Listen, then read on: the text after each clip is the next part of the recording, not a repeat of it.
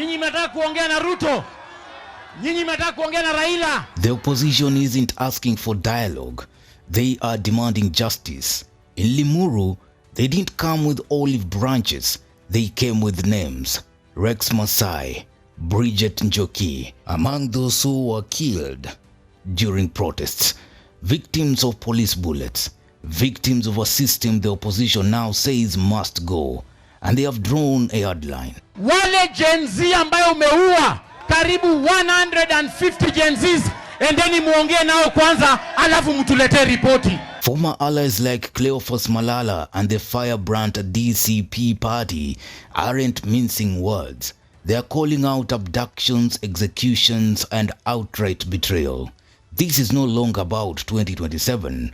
They say it is about sending Ruto home. Umeshindwa na Rashagu unakujia watoto?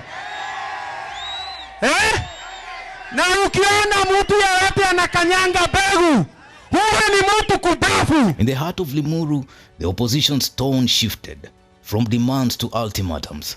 Former UDA Secretary General Cleophas Malala, once Ruto's insider, rallied against. Ile condition ya mazungumuzo ni ya kwamba wewe William Ruto ukitaka kuongelesha wa Kenya, wewe na Raila, sisi kama opposition, wale watu tutatuma kwa hiyo meza, mtu wa kwanza ni Rex Masai, yule ambaye uliua na bunduki pale.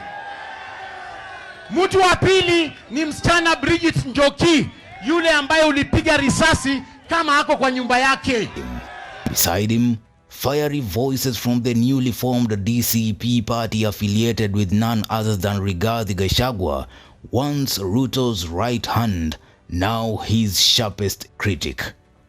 In a stunning shift, Ruto is being hit from both sides, not just by the traditional opposition, but by the people he once trusted.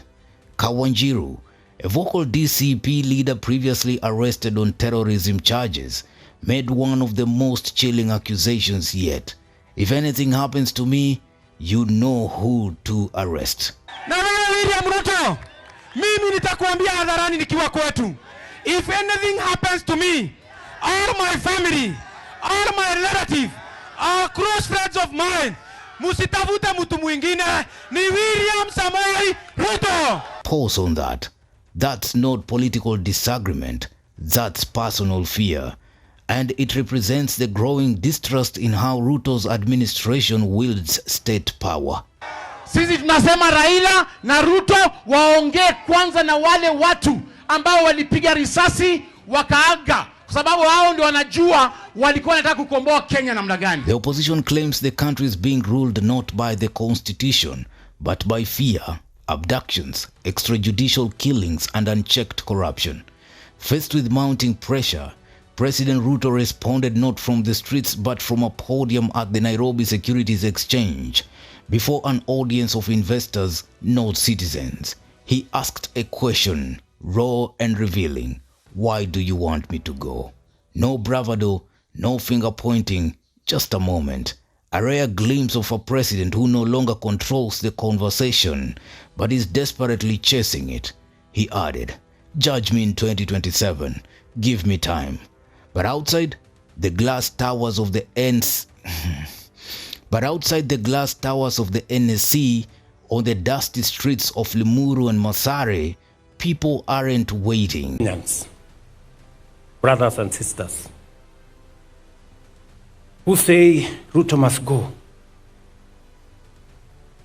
And for sure, just like those who were there before me, my time will come and I will go. Just like those who were there before me did.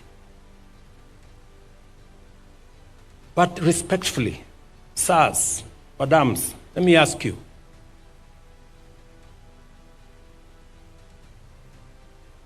So, what are your reasons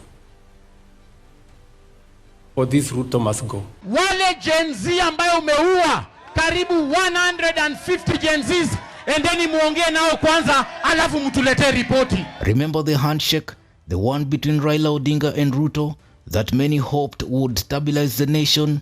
Well, the optics may have been good, but the substance has backfired.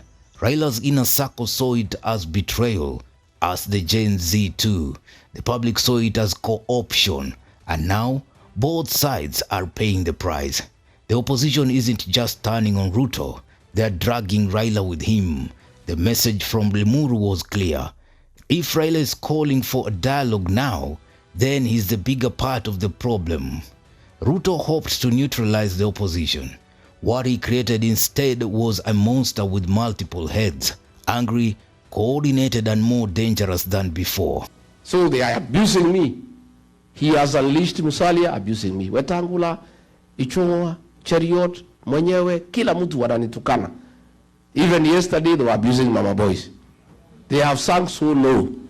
Now they're even fighting women, fighting children.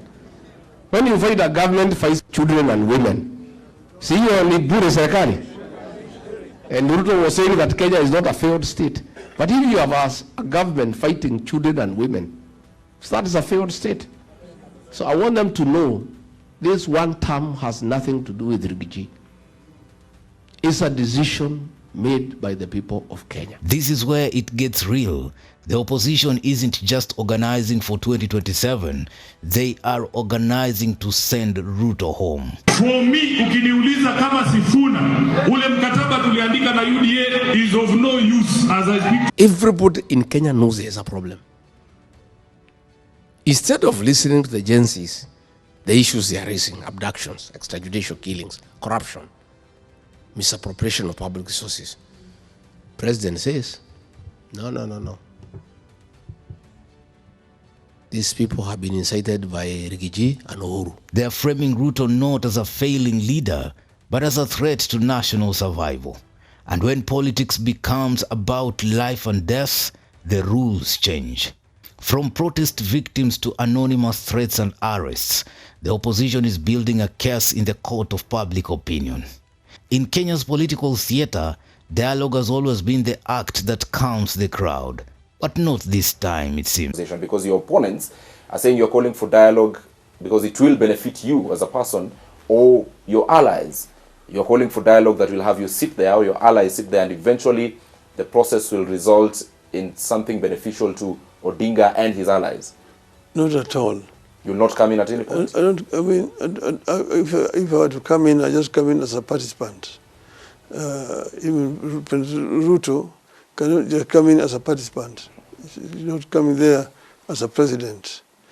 It's as an individual, if it's included. Because now, the opposition isn't asking to be heard.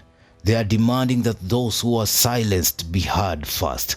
And if that doesn't happen, then Kenya is not in a political standoff. It is in a political breakdown. Newsroom, Maisha TV, Bushabi Jr.